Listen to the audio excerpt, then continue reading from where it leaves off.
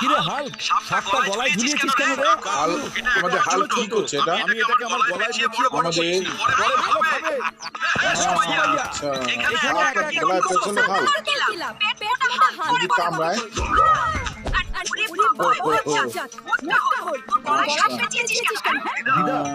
গলা পেঁচিয়েছে হাল্ক। মনে হচ্ছে তাই গলায় ঝুলিয়েছে।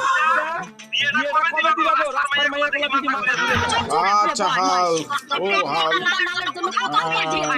পেট মোটার জন্য কেউ বিয়ে করতে যাচ্ছে না আমাদের হাল্ককে? এটা কি করছ রে ভাই? দাঁড়াও, রং করে তোকে হিরো বানাইছিস। সাপটাকে রং করছে হাল্ক, আশ্চর্য।